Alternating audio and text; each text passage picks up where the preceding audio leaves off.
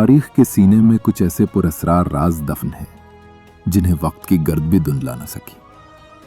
ہزاروں سال بیت گئے، بڑی بڑی سلطنتیں مٹ گئیں اور عظیم تہذیبیں راکھ ہو گئیں، لیکن ایک سوال آج بھی انسانی عقل کو حیران کیے ہوئے ہے کہ وہ عظیم پیغمبر جس نے اللہ سے کلام کیا اور جس نے فرعون کے غرور کو خاک میں ملایا، وہ آج کہاں آرام فرما ہے؟ دنیا کا کوئی نقشہ، کوئی ماہر آثار قدیمہ اور کوئی سیٹلائٹ آج تک اس مقام کا تعین نہیں کر سکا جہاں سیدنا موسیٰ علیہ السلام کی قبر مبارک موجود ہے۔ آخر کیوں؟ کیا یہ محض ایک جغرافیائی اتفاق ہے یا اس کے پیچھے اللہ رب العزت کی کوئی ایسی گہری حکمت ہے جسے ابلیس لعین صدیوں سے فاش کرنے کی ناکام کوشش کر رہا ہے؟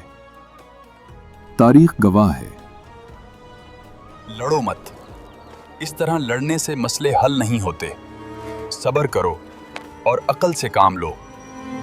کہ جب بھی کوئی قوم گمراہ ہوئی، اس کی بنیاد مقدس شخصیات کی حد سے بڑی ہوئی عقیدت پر رکھی گئی۔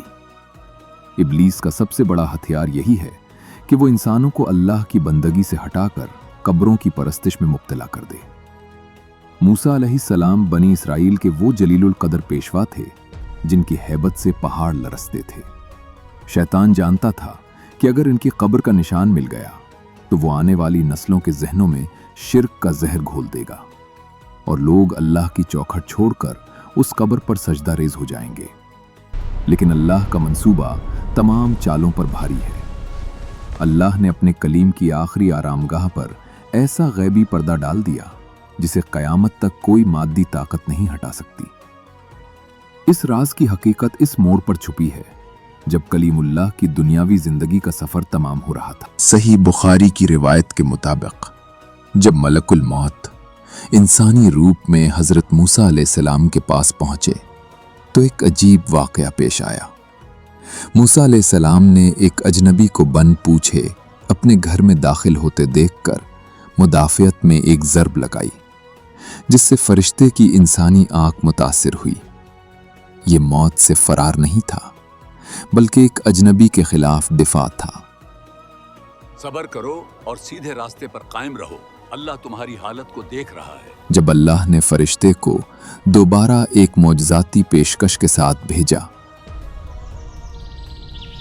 کہ وہ اپنا ہاتھ بیل کی پشت پر رکھیں اور جتنے بال ہاتھ کے نیچے آئیں گے اتنے ہی سال زندگی مزید مل جائے گی، تو موسیٰ نے صرف ایک سوال کیا کہ اس کے بعد کیا ہوگا؟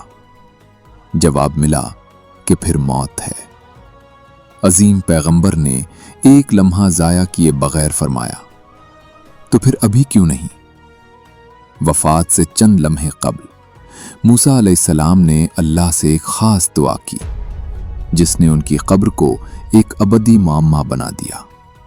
انہوں نے التجا کی کہ اے اللہ، مجھے ارض مقدسہ کے اتنا قریب کر دے کہ وہاں سے اگر کوئی پتھر پھینکے تو وہ میری قبر تک پہنچ سکے۔ اللہ نے اپنے محبوب کی دعا قبول کی اور آپ علیہ السلام کو انسانی آبادیوں سے دور ایک ویران ریگستان میں سپرد خاک کیا گیا۔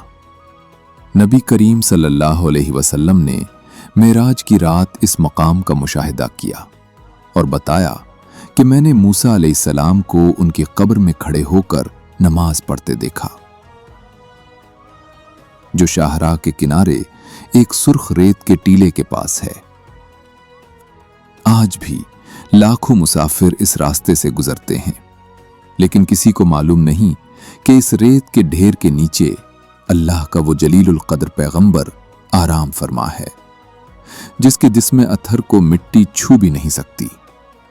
فرعون کی لاش کو اللہ نے عبرت کے لیے نمائش بنا دیا، جبکہ اپنے محبوب کی قبر کو پردہ غیب میں چھپا کر اسے شرک سے بچا لیا۔ یہ گمنام قبر دراصل شیطان کے منہ پر وہ تمانچہ ہے جو قیامت تک اسے یاد دلاتا رہے گا کہ اللہ اپنے مخلص بندوں کی حرمت کی حفاظت کیسے کرتا ہے۔ ہمارا کام یہ قبریں تلاش کرنا نہیں بلکہ مسلم کے اس پیغام توحید کو اپنانا ہے جس کے لیے انہوں نے اپنی پوری زندگی وقف کر دی تھی۔